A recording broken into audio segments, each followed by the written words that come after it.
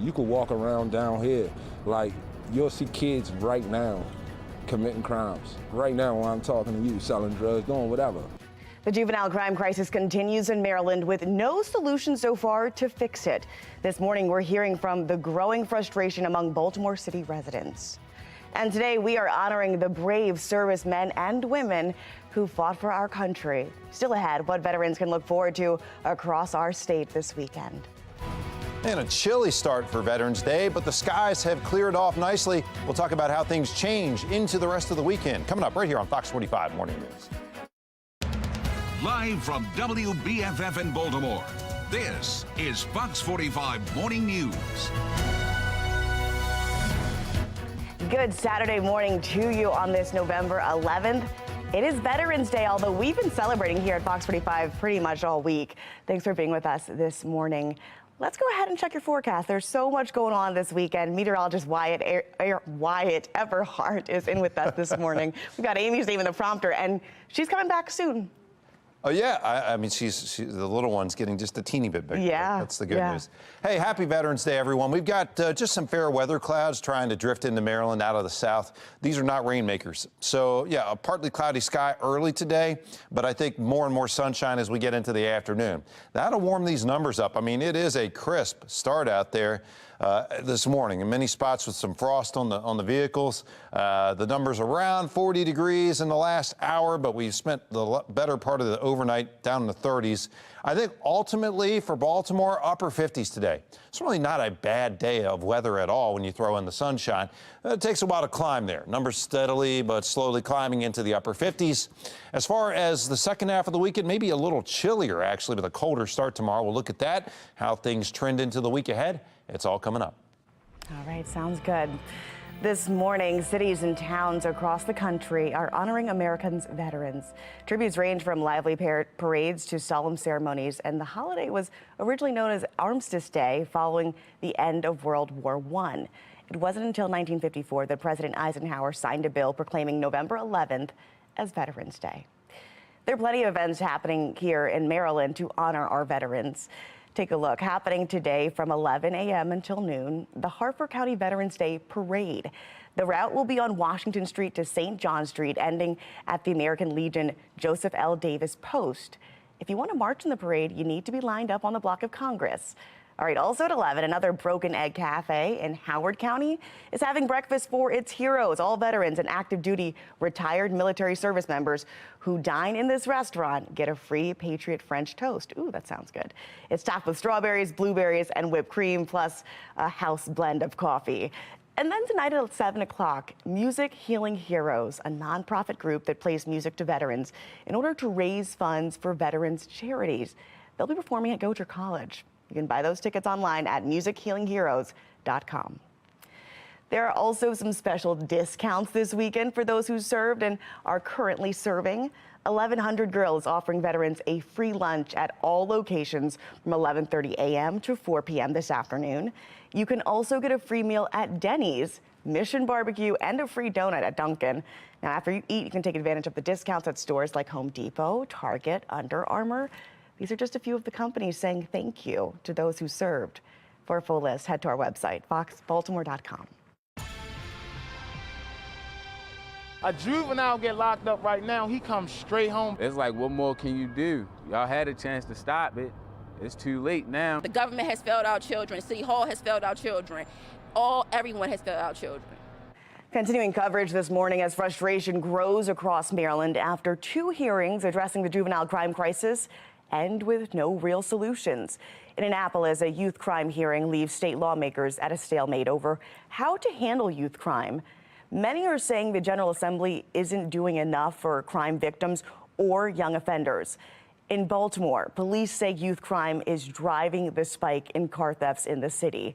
Now, Fox 45 News is hearing from residents who say the calls for change are simply falling on deaf ears. Governor Wes Moore, Mayor Brandon Scott say juveniles need to be held accountable, but they did not provide anything specific they want to see happen in Annapolis. Now, some are questioning how long Marylanders can wait for change. Fox 45's Jeff Abel joins us with more on resident concerns and their calls to hold offenders accountable. For the long-timers here, life used to be simple. But lately, Downtown is like a homeless encampment. it's been simply disturbing. You could walk around down here, like you'll see kids right now committing crimes. Right now while I'm talking to you, selling drugs, doing whatever. As politicians struggle to get a grip on the juvenile crime crisis, we took our soapbox downtown to see if politicians are doing enough. Oh my God! I'm so nervous. When we elect officials, when they come talk a good game, we tend to believe them, and they have really failed our children. I'm 22 years old. I grew up, born and raised in Baltimore, you know what I mean? Things that wasn't currently happening is starting to recently happen rapidly. So now it's getting out of control and out of place. You gotta safeguard everything that you got. They're shaking their heads after watching the attack of a Butcher's Hill woman recently and learning that the 12 and 14-year-olds arrested were back home 2 hours.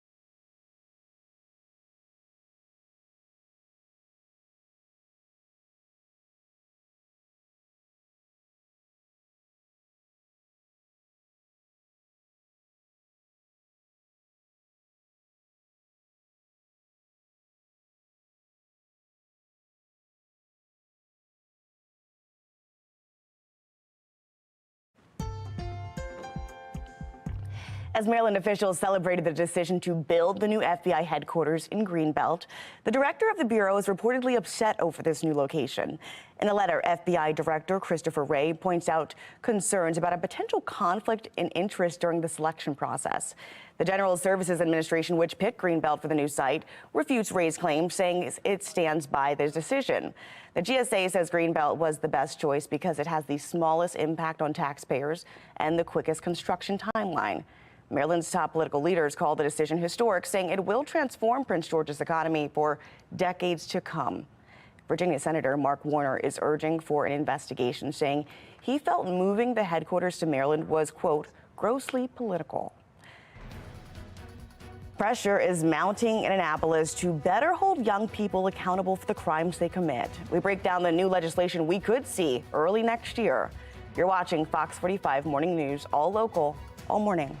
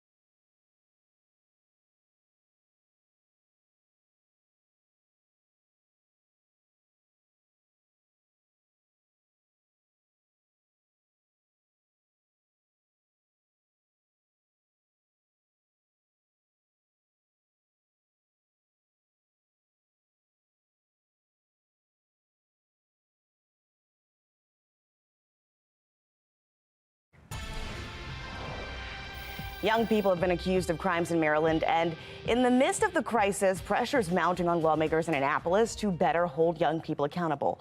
Fox 45's Alexa Ashwell has a closer look at the legislation we could expect to see early next year. One piece of legislation slated to be introduced this upcoming session centers on young people and auto thefts, a big issue here in the city. We've seen it captured on surveillance and heard from victim. He tackled me and then punched me in the head. After victim. I'm mad. I'm watching 4 little kids, maybe 15, 16, jump out of a car 1:30 in the morning. The fear and frustration surrounding juveniles committing crimes, often violent crimes, followed by little to no consequence. All of this youth running rampant, it's out of hand. And we are paying the price in every way. My car insurance is going up. I gotta stay in the window looking and hoping and praying. We don't go anywhere anymore. You're scared to death to step out your door. Prosecutors and police across the state have joined calls for change to juvenile justice laws. They say keep them from holding young people accountable for certain crimes, regardless of age. They know that, nothing's really going to happen to them if they keep their crime in a certain limit of types of crime. Juveniles who are accused of committing violent crimes, like carjacking, should be detained for some period of time until their case can be adjudicated. And they're not. In Annapolis, Maryland State Delegate Nino Mangione says he's in the process of drafting up a bill that will be introduced this upcoming session in January. I have a bill that makes stealing an automobile far more of a serious crime, regardless of age. Mangione says the message must be loud and clear in order to serve as a deterrent. What we need to do is start completely over with juvenile justice. Now, do we want to throw a kid's entire life away for a minor infraction? No. But if they harm or assault another person, there needs to be swift, serious repercussions. I asked the delegate for more details on this piece of legislation he plans to introduce. He told me he's still working on the language. Alexa Ashwell, Fox 45 News. Well, that brings us to our question of the day. Should members of the General Assembly be held accountable for failing to pass anti-crime legislation? So far, 98% of people who voted say yes. You can make your voice heard right now at foxbaltimore.com/vote. All right, this Veterans Day, let's see how our weather is shaping up. Meteorologist Wyatt Everhart with sunny skies behind you. Yeah, a lot of sunshine on tap today, Laura. That's the good news. And with the chill this morning, if you're not a fan of the deep freeze, things are going to warm up a little bit here with the sun. Take a look. Current conditions right now, BWI 40 degrees, a very light northwesterly wind, but that northwesterly flow is part of what is creating the true November chill, we'll call it. After such an unseasonably warm week, finally yesterday, the hammer fell, so to speak. 39 now, Owings Mills, Eldersburg, 36, and Bel Air at 39. Some chilly numbers out there, no question about that. Essex just 4 degrees above freezing now. That northwesterly breeze will kind of persist today, tonight, and into the early part of the day tomorrow. It'll hold the numbers down despite all the sunshine coming back. Probably, upper 50s is where we end up late this afternoon with much of the early day in the 40s. So again, just be ready for a chilly scenario here, at least early on this Veterans Day Saturday. Here's the main weather maker that's missing us. We've got a low pressure area down toward the western part of North Carolina into Tennessee. That area of weather will continue to stay just south of us. So no rain for Maryland today. That stays down in the Carolinas as high pressure kind of dominates out of the west. It pushes that active weather to the south. We just see partly cloudy skies at times, both today and again on Sunday. Ravens game day forecast looking good right now. Sunny, but it will feel like football. In fact, a struggle to get out of the 40s tomorrow as the kind of core of the chilliest air moves in. The chill is certainly around here right now.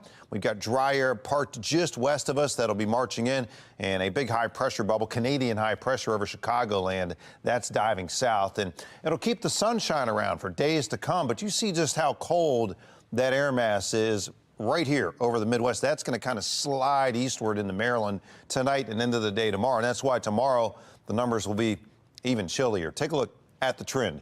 Low 50s for Sunday, then mid 50s, and ultimately into the 60s here as we press into the mid part of the week. So overall, the trend is a slow but sure warming one toward Wednesday and Thursday. But even as we get back to 60 or so, that's just a normal seasonal high for this part of November. Back to you.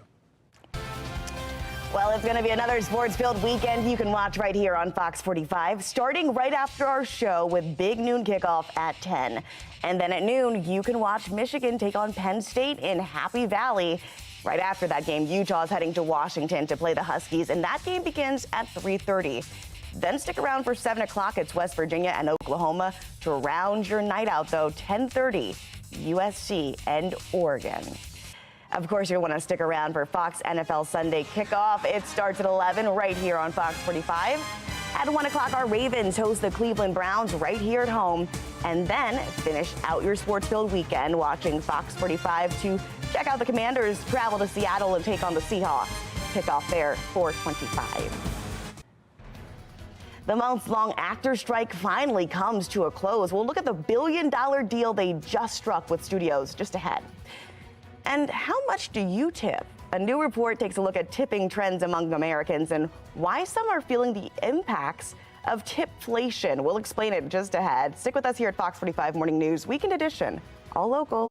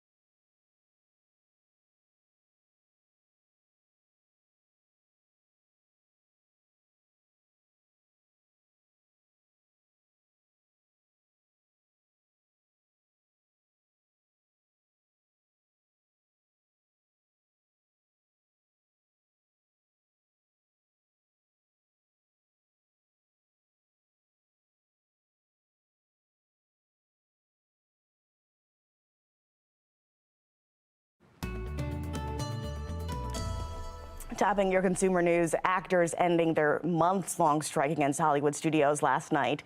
SAG-AFTRA inked a deal with studio union leaders, making it official, and the agreement was approved with 86% of the vote. The national executive director for SAG-AFTRA says the contract includes $1 billion in new wages and benefit, as well as funding for guardrails for artificial intelligence. This victory is everyone's victory.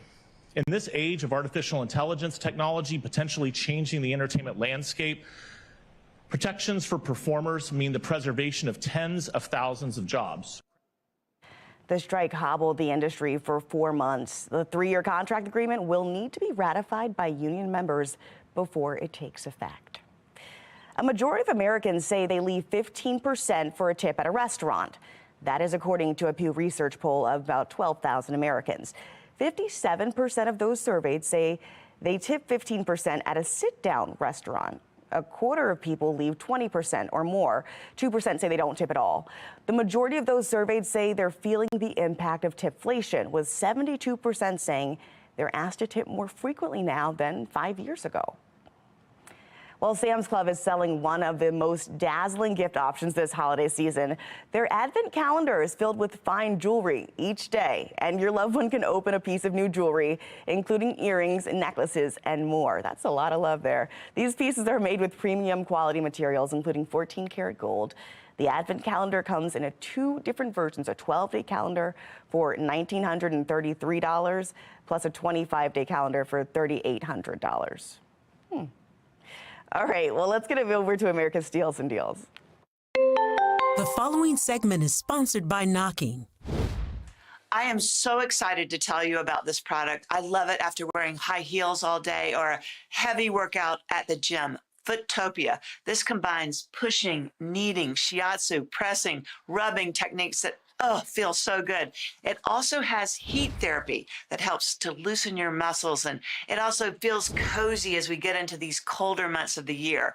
And it can also be used on your calves as well, which is great because I get cramps in my calves. I also love it's light and it's portable. You just simply plug it in and you're good to go anywhere, vacation, the office.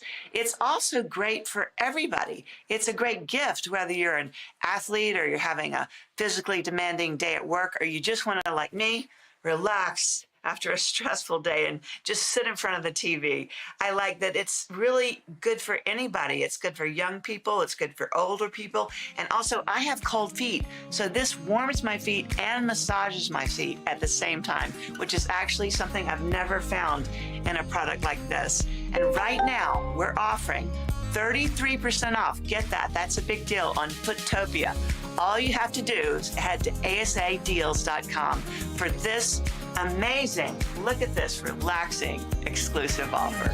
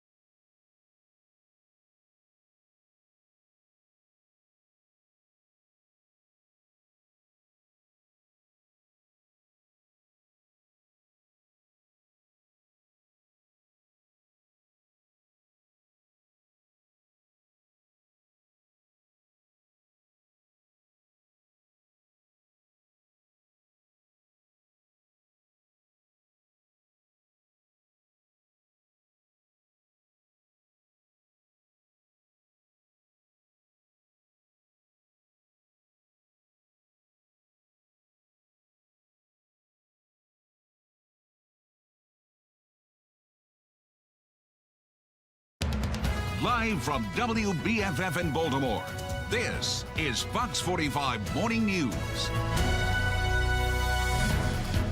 Good Saturday morning to you on this Veterans Day. It is 7:29, approaching 7:30 here on November 11th. I'm Taylor Stewart, and you're in the right place. Let's get to your forecast. Meteorologist Wyatt Everhart with what's been seasonably cool but gorgeous in the morning in terms of the sunrise. You know, I got to say, even if you're a cold weather fan, right, Taylor, yesterday, that cold rain, most people not liking that. Today, though, the sun is back. These clouds you see streaming in out of the south, especially into southern Maryland, fair weather clouds. These are not going to be rain producers. So we stay dry today, dry and chilly. First thing, especially 34 right now in Aberdeen, home of APT on this Veterans Day. Easton 37, Westminster at 36. Some pretty cold numbers out there, no question about that. However, as we work into the afternoon, these numbers will bounce back somewhat into the mid and even upper 50s around here. So yes, big chill this morning, but by afternoon, fairly pleasant.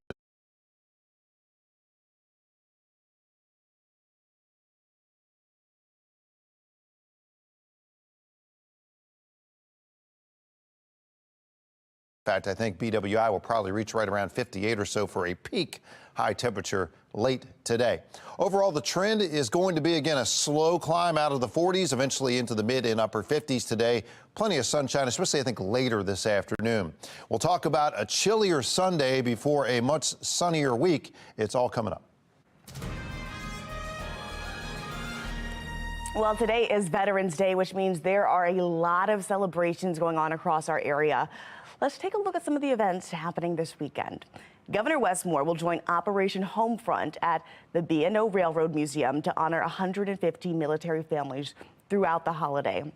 This is for the military program, and that begins today at 10 a.m.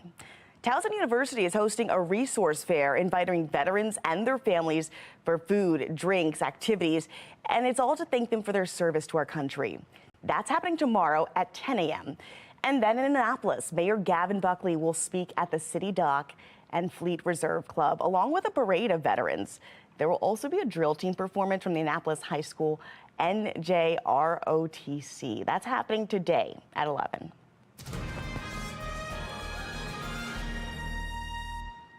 All right, there is soon to be a vacant seat after Maryland Senator Ben Cardin announced he's not going to run for re-election.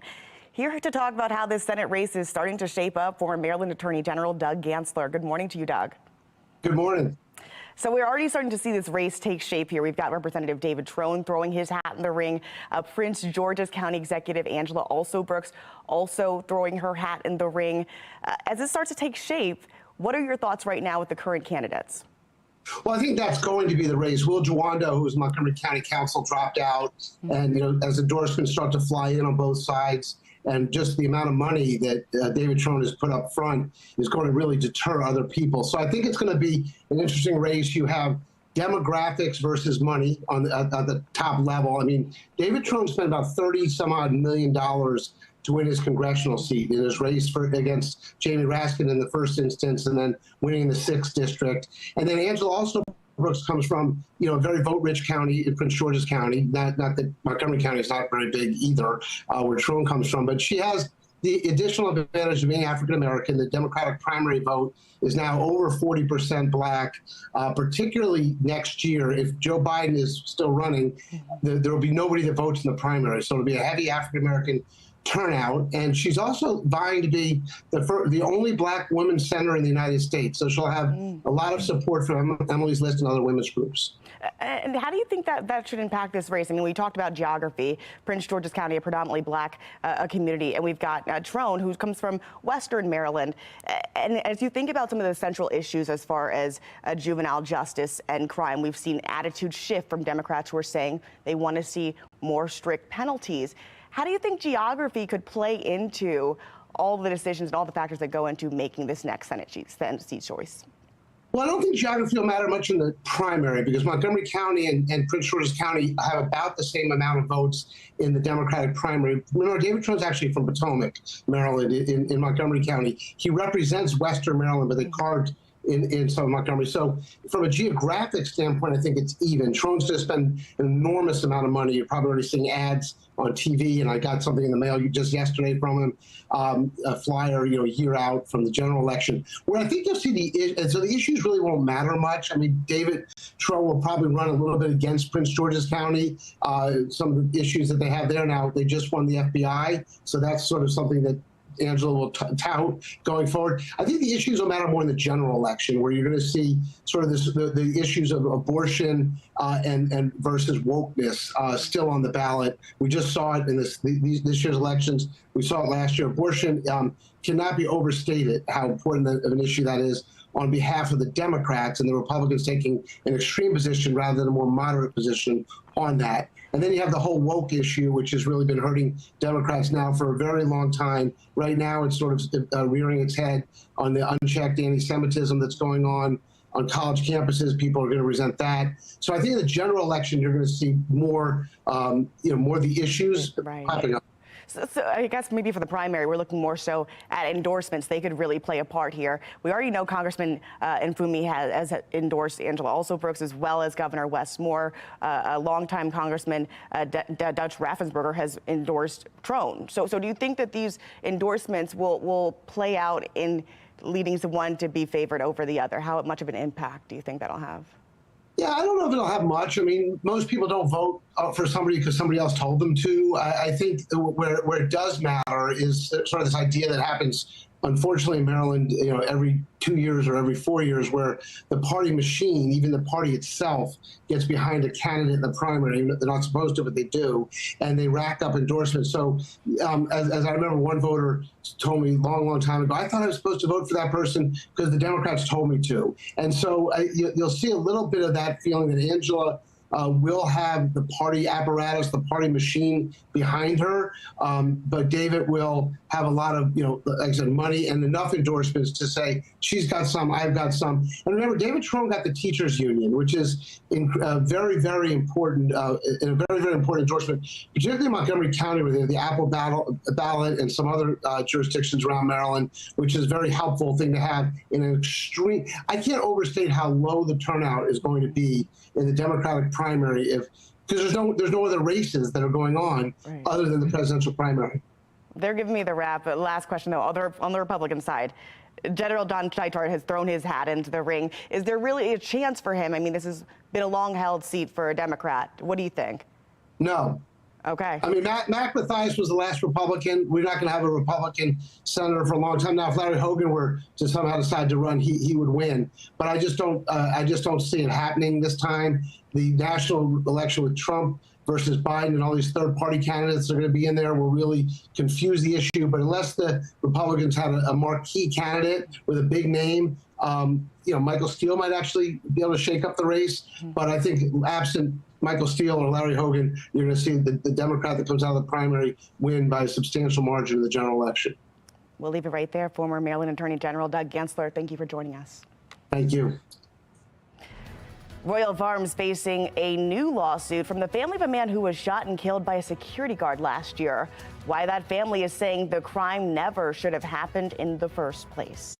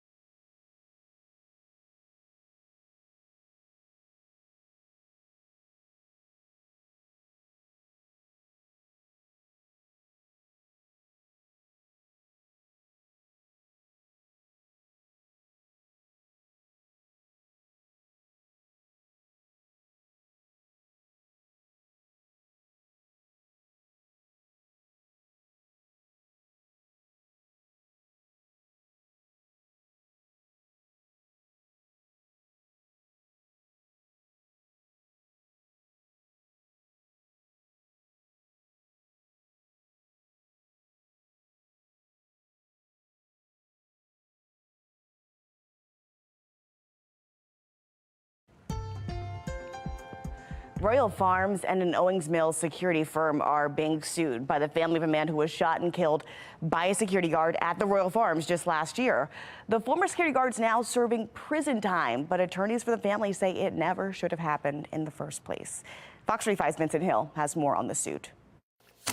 Inside this lawsuit, a look at former security guard Kenesha Spence minutes before she shot and killed Marquise Powell at a Royal Farms in October of 2022. This was an unprovoked, unnecessary shooting. Spence was found guilty of second-degree murder this past August. We're here to talk about what is new. An amended lawsuit against Royal Farms and Maximum Protective Services, Spence's former employer. Nobody should hire a guard with her criminal record. Court records show Spence was charged and convicted of second-degree assault in 1997. There were 3 questions on that gun application that was asked of Ms. Spence. Ronald Richardson, one of the attorneys for the Powell family, alleges Spence lied on her gun application about her conviction and that a thorough background check was not done. Royal Farms and Maximum Protective Services should have done their due diligence to make sure that Ms. Spence was never in a position to harm anybody. As far as how much the family is seeking. Everything that they're entitled to. And it's not just compensation they're hoping for. She was not prepared for verbal conflict, and she certainly was anxious to have physical conflict. After several shootings by security guards shortly after Powell was killed, attorney William Murphy says they're hoping for change in Annapolis. We intend to introduce appropriate legislation to tighten this loophole about how much training and experience. A week before Powell was shot and killed, a security guard at a CVS in Harbor East shot a man in the face. That guard faced no charges. And in March, a security guard shot a man multiple times in Fells Point during an alleged fight.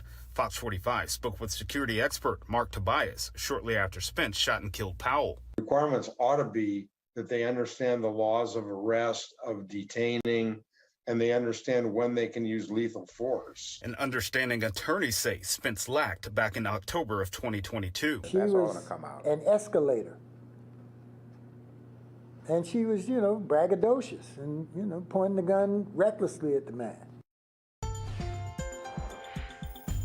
I cannot stress enough how big this is for Prince George's County. Well, that's Governor Wes Moore, part of the celebration to build a multi-million-dollar FBI headquarters in Greenbelt. The General Services Administration cites transportation, readiness to build, and equity and cost as the reasons to choose Greenbelt over Virginia. But not everybody agrees with this decision. FBI Director Christopher Wray sending a letter calling out the GSA, alleging the decision was tainted by a collection of conflicts of interest. Ultimately, the GSA rejected the notion.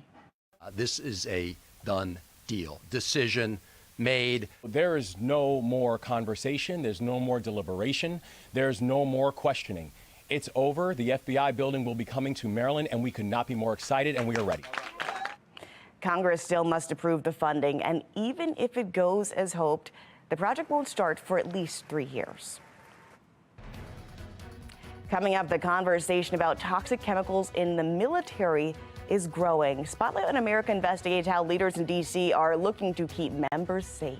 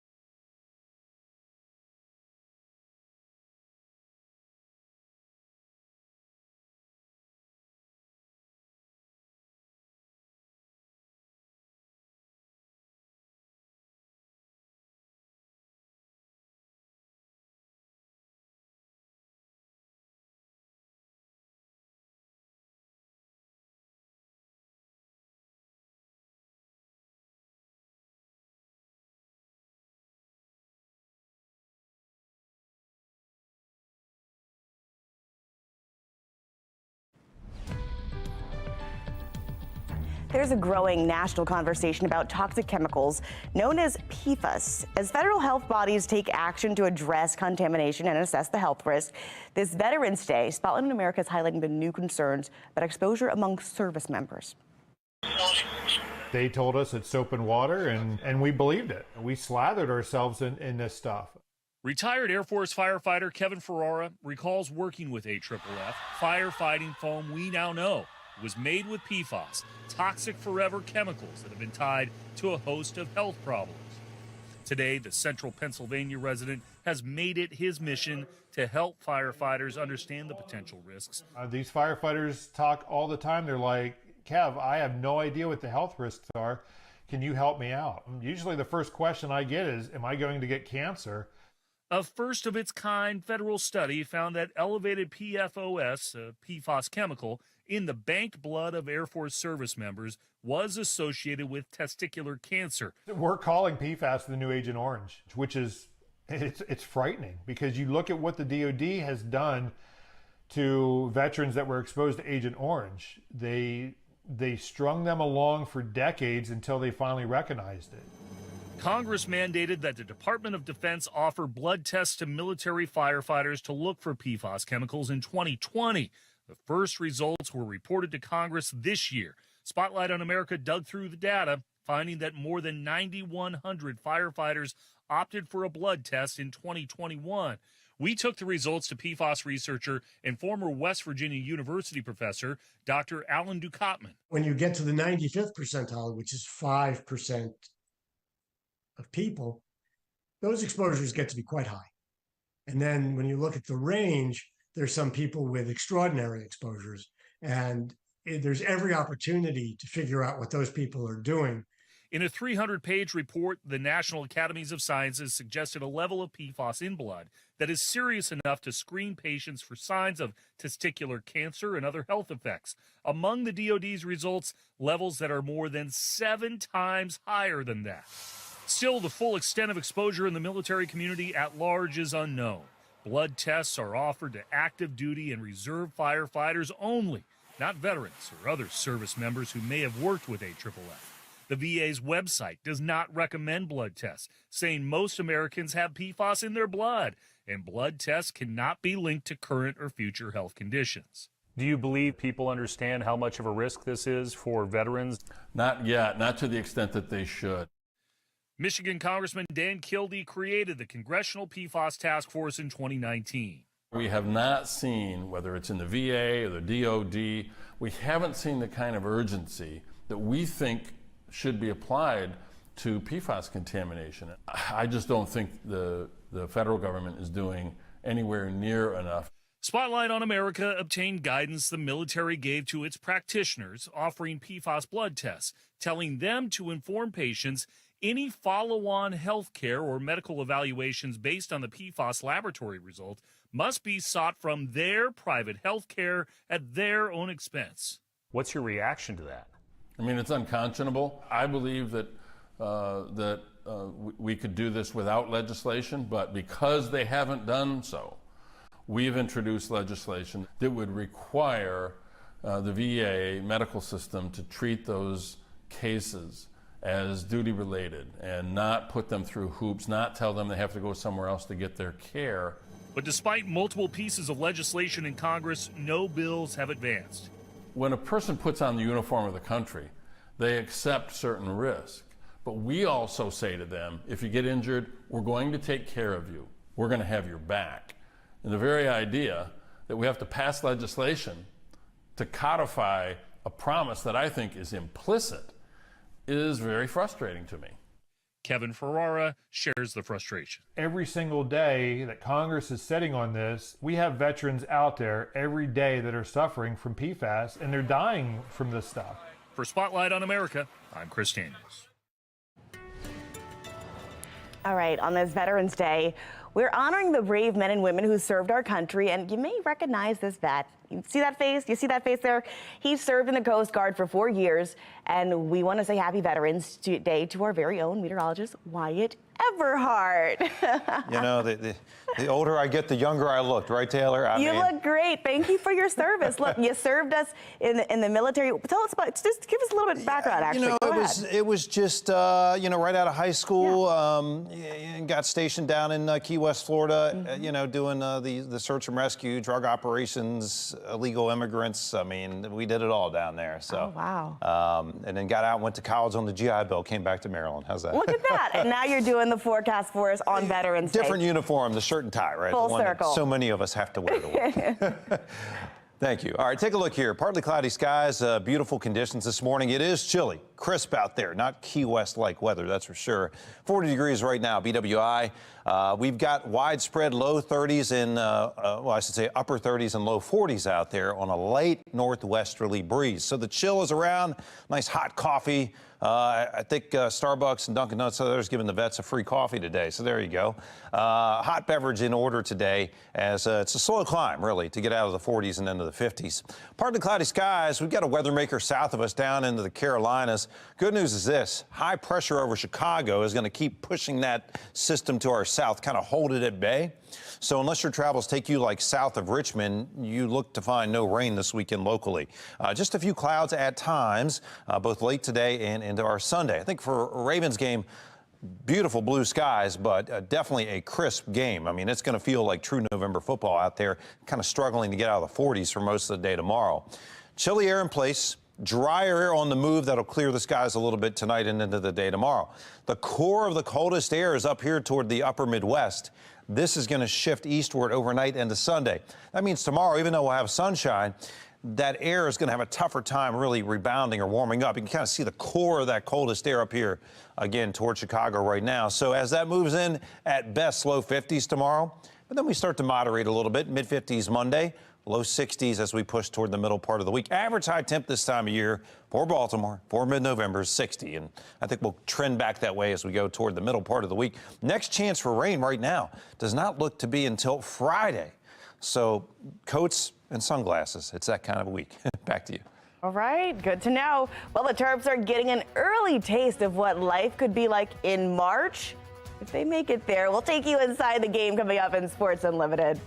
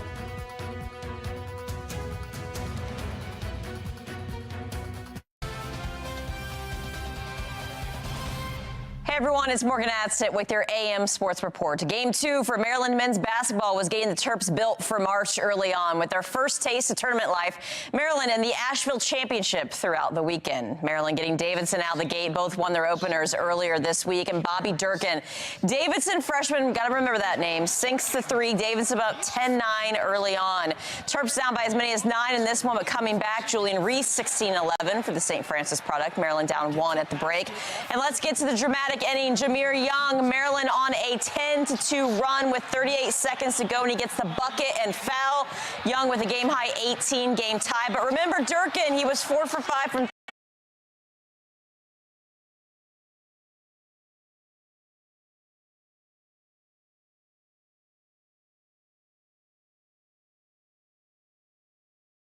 and that one the biggest when it mattered the most. Davidson gets the go-ahead with 12 seconds to go, and Terps drop it 64-61. Towson women's soccer and the Tigers' historic season came to an end in the first round of the NCAA tournament. Towson's first appearance ever. The Tigers lost to 3-seed North Carolina 3-1 on Friday night. Granted an indoor walkthrough style practice, but the Ravens currently have their best health of the season as they wrapped up practice preps for the Browns with their entire 53-man roster on the field yesterday. Not only huge for how the season started for the Ravens and bad injury luck that seems to follow them as of late, but they're going to need every bit of this roster and health for what's ahead. Come Sunday, 2 games and 5 days time, both in the AFC North. The Ravens can leave next week with sweeps over Cleveland and Cincinnati for the season to add more separation to their AFC North lead or welcome company at the top. Basically, the biggest moment of the Ravens season is next week when the Browns and Bengals come to town. We've been on the road, we've been on the different, very tough teams, very physical games, and I feel like our guys have handled it very well, and we've got to continue to do it because we've got this game against the Browns, which is a division game. It's going to be a physical game. It always is. And another physical game against Cincinnati on Thursday. So that's probably the main point right now is how we handle that and how we approach it. And our job is to handle it better than our opponents do. Ravens injury report: 4 are questionable. The only one to watch out for is cornerback Marlon Humphrey, who was limited the last 2 days of practice with a hamstring. No injury designation for safety Marcus Williams, who could play for the first time since his hamstring injury week 6. Cleveland, on the other hand, down both starting tackles and multiple wide receivers for Sunday. On the college side, the Big Ten disciplined Michigan for the in-person scouting and sign stealing investigation. Jim Harbaugh, John's brother, banned from the sideline for Michigan's final 3 games against Penn State, Maryland, and Ohio State. Harbaugh is allowed to coach and game prep during the week. That's your morning sports report. I'm Morgan Adsit for Fox 45 Morning News.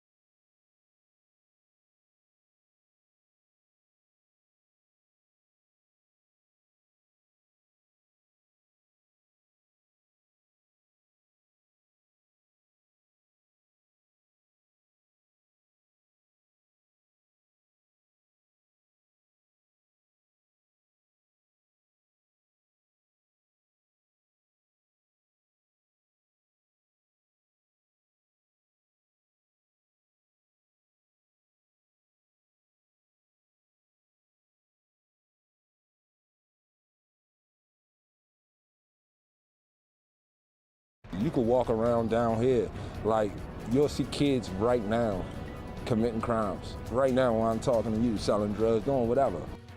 As the juvenile crime crisis continues in Maryland with no solutions in sight, we speak to residents about the growing frustration throughout the city. And today, we're honoring all the brave men and women who fought for our country. Still ahead, what veterans can look forward to across our state this weekend. And a chilly start to this Veterans Day in the 30s and 40s, but lots of sunshine on the way. We'll talk about where we end up for the end of the weekend straight ahead. Live from WBFF in Baltimore, this is Fox 45 Morning News. Good morning to you. Looking live over Towson this morning on this November 11th, Veterans Day on Saturday. Thanks for joining us this weekend. I'm Taylor Stewart. Let's get over to your forecast. Our own meteorologist veteran, Wyatt Everhart. Good morning to you. Hey, good morning, Taylor. Salute to all the vets out there. Thanks for the service. And we've got a pretty good day of weather for them and for everyone else out there. Basically, just partly cloudy skies. We've got some cloud cover streaming in out of the south, but this is not going to be rain producing. So just the fair weather clouds you see on the sky here. Temperatures, depends where you're watching from. Home of APG, right? The big guns. 34 degrees there in Aberdeen right now. But as you go toward the Eastern Shore, upper 30s. In Annapolis, you're at 41 there. Home of the Naval Academy, of course. Temperatures running in the upper 30s to low 40s across the state for the most part, including down at Fort Meade. Let's keep rattling off the bases. Why not? I think we'll end up in the upper 50s out there this afternoon. This will be kind of the warm point of the weekend. It looks like a chillier Sunday on the way. Today we climb into those upper 50s with sunshine more so this afternoon. Tomorrow, chillier air arriving. We'll talk more about that in just a couple of minutes. Well, this morning, cities and towns across our country are honoring America's veterans. There are tributes ranging from lively parades to solemn ceremonies, and the holiday was originally known as Armistice Day and marked the end of World War I. It wasn't actually until 1954 that President Eisenhower signed a bill proclaiming November 11th as Veterans Day. And there's plenty of things happening today in Maryland to honor our veterans.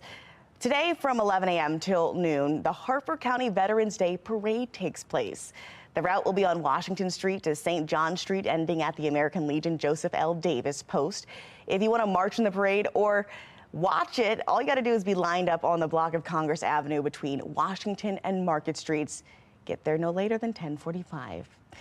Also at 11, another Broken Egg Cafe in Howard County is having breakfast for all heroes. Veterans, active duty, and retired military service members who come into the restaurant get a free Patriot French toast topped with strawberries and blueberries and whipped cream. And you'll get a house blend of coffee. And then tonight, starting at 7, Music Healing Heroes. It's a nonprofit group that plays music to veterans to raise funds for veterans charities. They have a performance happening at Gosher College. Those tickets are online. You can buy them at musichealingheroes.com. There are also some special discounts you can take part in this weekend if you've served or are currently serving. 1100 Grill is offering veterans a free lunch at all locations from 11:30 a.m. to 4 in the afternoon. You can also get a free meal at Denny's, Mission Barbecue, and a free Dunkin' Donut to start your day off. And after you eat, you can take advantage of discounts like Home Depot, Target, Under Armour. Those are just some of the companies saying thank you to those who served. We've got a full list on our website, foxbaltimore.com. A juvenile get locked up right now, he comes straight home. It's like, what more can you do? Y'all had a chance to stop it. It's too late now. The government has failed our children. City Hall has failed our children. Everyone has failed our children. Continuing coverage this morning as frustration grows across Maryland after 2 hearings addressing the juvenile crime crisis, both ending with no real solutions. In Annapolis, a youth crime hearing left state lawmakers at a stalemate over how to handle the youth crime crisis. Many are saying the General Assembly just is not doing enough for crime victims or young offenders. In Baltimore, police say youth crime is driving the spike in car thefts throughout the city. And now Fox 45 News is hearing from residents who say the calls for change seem to be falling on deaf ears. Governor Wes Moore, Mayor Brandon Scott, they both say juveniles need to be held accountable, but it's not quite clear how exactly they want to see it happen. Now, some are questioning how long Marylanders can wait for this change. Fox 45's Jeff Abel joins us with more on resident concerns and their calls to hold young offenders accountable. For the long-timers here, life used to be simple. But lately, downtown is like a homeless encampment. It's been simply disturbing. You could walk around down here, like you'll see kids right now committing crimes. Right now while I'm talking to you, selling drugs, doing whatever. As politicians struggle to get a grip on the juvenile crime crisis, we took our soapbox downtown to see if politicians are doing enough. Oh my God, I'm so nervous. When we elect officials, when they come talk a good game, we tend to believe them, and they have really failed our children. I'm 22 years old. I grew up, born and raised from Baltimore. You know what I mean? Things that are currently happening is starting to recently happen rapidly. So now it's getting out of control and out of place. You got to safeguard everything that you got. They're shaking their heads after watching the attack of a Butcher's Hill woman recently and learning that the 12 and 14-year-olds arrested were back home 2 hours later. Excuse my French, he should have got his ass whipped. Who do you blame for all of this? That's a great question. You can't blame the kid. The kid is misguided. He don't even know no better. These children aren't stupid. They know what they're doing. They know that if they commit a crime, they're going to more than likely go home. A juvenile get locked up right now, he comes straight home back to wherever he was at with no structure. Lawmakers have recently opened hearings on juvenile crime, but the governor has not called a special session to deal with juvenile crime. Should they call a special session? Yes, absolutely. A special session should come in definitely. Anything is necessary. It's like, what more can you do? Y'all had a chance to stop it. It's too late now. If they call a section in Annapolis to do it right, who's going to be the voice to keep the pressure on, to keep it rolling how it's supposed to? Who's going to do that? While many here welcome the government's help, real reforms, they believe, begin at home. If they caught me doing something bad, they would grab me, spank me, take me to my mother and tell my mother what I got caught doing. But thanks, man. Thank you very much. Nice to meet you. I mean, I don't know what more I can tell you. I mean, I don't know you from a can of beans. But my name Marquise. Nice to meet y'all. I hope y'all have a safe, blessed one. Man, the pulse of Baltimore right there. Fox 45 has relentlessly covered juvenile crime across our state, and we've got a full list of our stories. You can read them for yourself at foxbaltimore.com. Well, a new FBI headquarters coming to Maryland, but not without a bit of pushback. Why critics argue the decision was a conflict of interest. And our next weather maker, big high pressure cell coming out of the upper Midwest, going to mean days and days of sunshine, but also some chilly temperatures. We'll detail those coming up right here on Fox 45 Morning News. Coming up this week on Full Measure. As the Mideast war continues, there's heightened concern about terrorist threats here in America. We speak with a former top Homeland Security official about national security and how millions of illegal border crossers flooding the border factor in. 61% for your favorite president, me. If history is our guide, just because they're the front runners now doesn't mean Biden or Trump is guaranteed his party's nomination in 2024. We'll hear from three lesser-known presidential candidates who are polling low around where Biden and Trump once did.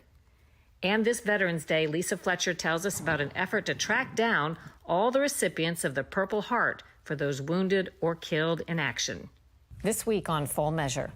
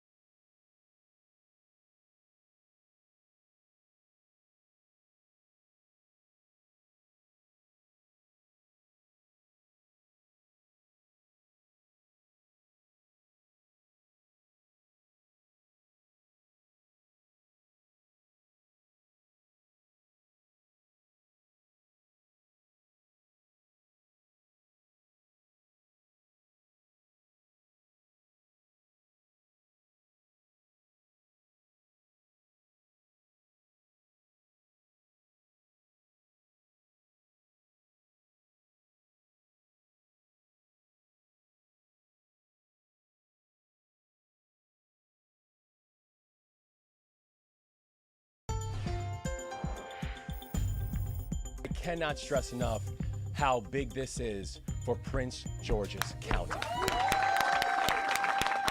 That's Governor Wes Moore taking part in the celebration to build a multi-billion-dollar FBI headquarters right in Greenbelt.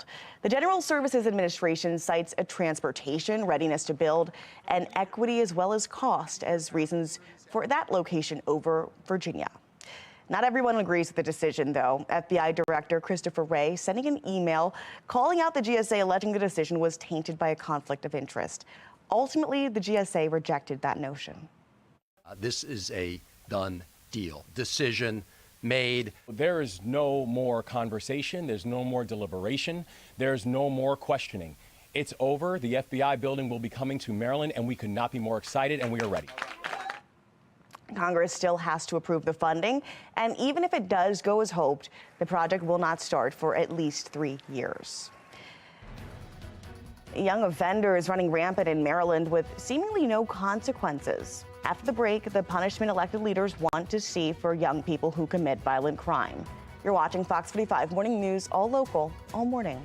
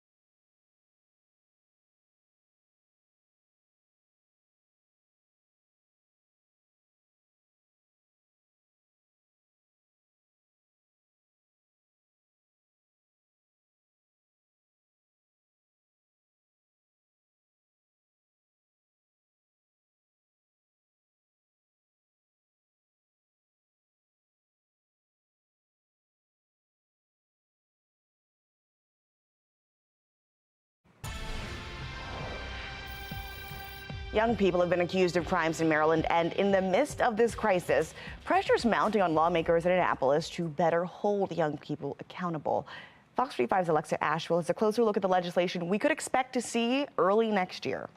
One piece of legislation slated to be introduced this upcoming session centers on young people and auto thefts, a big issue here in the city. We've seen it captured on surveillance and heard from victim. He tackled me and then punched me in the head. After victim. I'm mad. I'm watching 4 little kids, maybe 15, 16, jump out of a car 1:30 in the morning. The fear and frustration surrounding juveniles committing crimes, often violent crimes, followed by little to no consequence. All of this youth running rampant, it's out of hand. And we are paying the price in every way. My car insurance is going up. I gotta stay in the window looking and hoping and praying. We don't go anywhere anymore. You're scared to death to step out your door.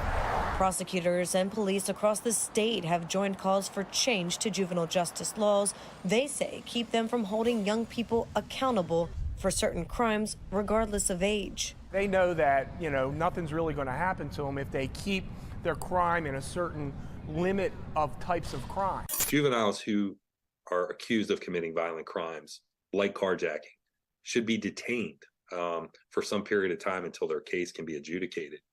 and they're not. In Annapolis, Maryland State Delegate Nino Mangione says he's in the process of drafting up a bill that will be introduced this upcoming session in January. I have a bill that makes stealing an automobile far more of a serious crime, regardless of age. Mangione says the message must be loud and clear in order to serve as a deterrent. What we need to do is start completely over with juvenile justice. Now, do we want to throw a kid's entire life away for a minor infraction? No.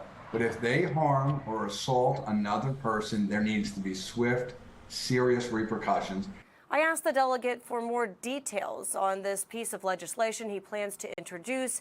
He told me he's still working on the language. Alexa Ashwell, Fox 45 News. That brings us to our question of the day. Should members of the General Assembly be held accountable for failing to pass anti-crime legislation? So far, 98% of people who have voted say yes. You can make your voice heard right now at foxbaltimore.com/vote.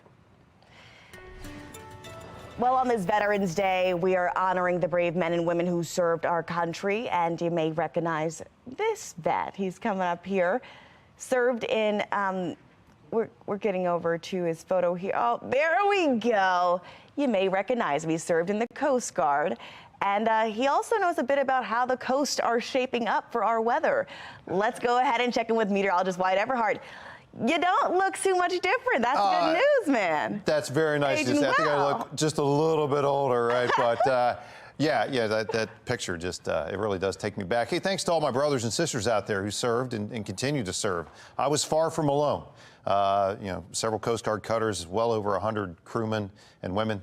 And so I salute all of them, that's for sure. We did what we had to do, did our duty. 40 degrees right now, BWI. Winds are west-southwest, 5 miles an hour. It is a chill in the air this morning, but that pelting cold November rain we were dealing with yesterday, that is out of here at least. So the unseasonable warmth is long gone, but so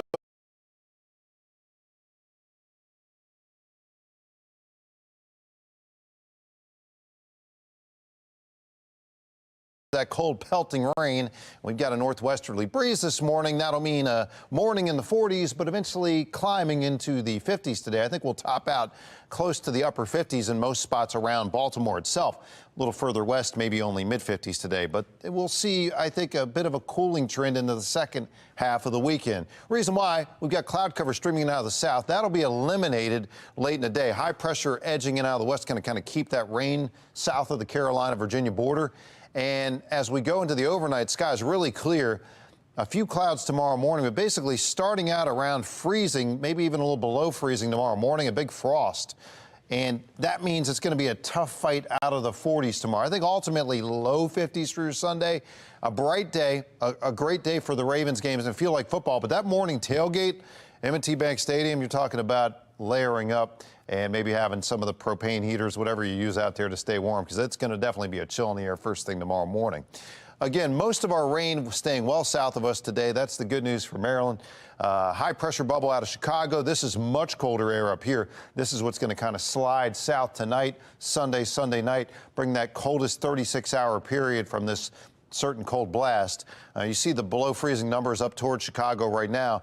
This core of the coldest air as it slowly slides east tonight, tomorrow, and tomorrow night. Now, once we get into Monday afternoon, we're going to start to see the milder air south of us begin to kind of edge back in, but not so much Sunday, and certainly not very much on Monday either. We do get back into the low 60s. It looks like Tuesday into Wednesday, Thursday, and beyond. Next chance for rain is not until Friday of this week. So we've got a long, dry stretch coming our way. Good news for the vets today, Ravens fans tomorrow.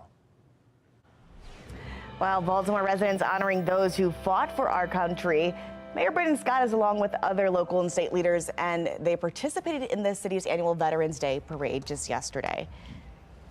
10 veterans have a new set of wheels this morning thanks to the Heritage Mile One Auto Group. The vehicles were changed, and the car dealer and nonprofit paired up to give the cars to vets for just $950.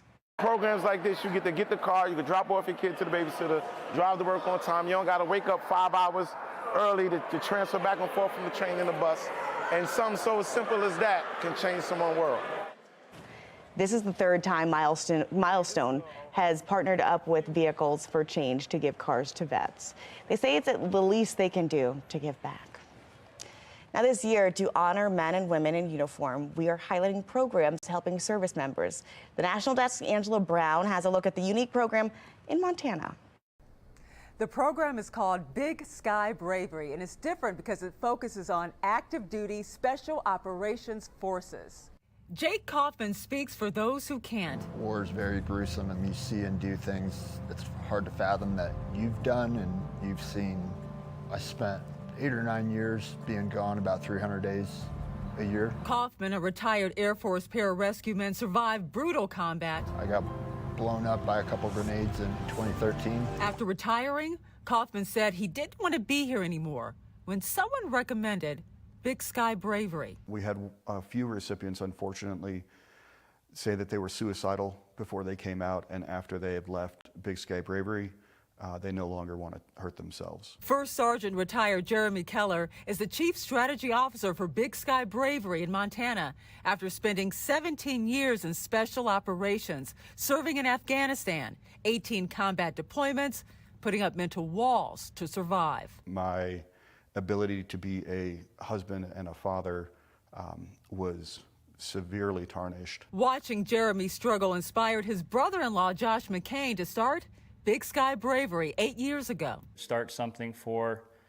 individuals who have sacrificed their entire life to defend our Constitution. It's a week-long program for active duty special operation forces, allowing them to decompress through high adrenaline activities during the day. Not only is that person going to help them learn how to ski and fly fish and all these other recreational things, they're more importantly going to show them that vulnerability is the key to success here. Then at night, it gets personal, asking service members probing questions like this one. What's troubling you in your life? A mental and emotional restart for those still serving, witnessing the horrors of combat and carrying that burden with them. Who we want them to be when they leave is just somebody who has hope.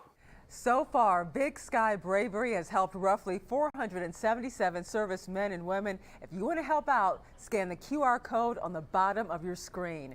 Reporting in Washington, D.C., I'm Angela Brown. And if you'd like to donate to the Big Sky Bravery, you can scan the QR code right there on your screen. Those donations will go directly to helping them rest, decompress, and take their minds off of combat when they come home. All right, stick with Fox 45 Morning News after the break. Meteorologist Wyatt Everhart has an exclusive 7-day forecast as we round out your Veterans Day.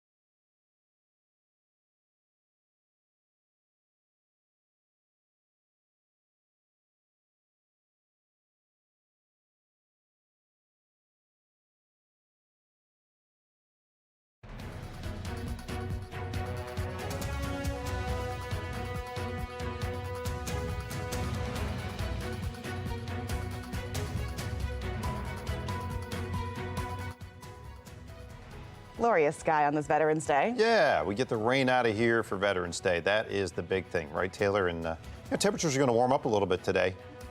Slow climb into the upper 50s, right? But the sun will make it feel a little milder out there. And looking at the extended forecast, a crisper, sunnier day for Ravens tomorrow, but then into the week, we're back in the low 60s. We talked a little bit my serving in the Coast Guard this morning. I just want to say, my father, John Everhart, from Baltimore, he went to Poly, 2 tours in Vietnam, helicopter pilot. Grandfather Jesse Everhart spent most of his life in Baltimore on a tank in World War II, including the Battle of the Balls. I mean, what they did just blows away anything I ever did. Honestly, just being in the family with someone who served, my uncles, Philip and David Bland, my grandfather as well, veteran, and it's just good to know that there are people out there who look out for us and look out for our country. And there's those times in our country's history when it was most needed. Yeah, absolutely. So. That's the important part about this day. We'll keep it light and happy, but that's what matters today. We hope you enjoy your Veterans Day, but really go ahead and say thank you to someone who served. Have a good one.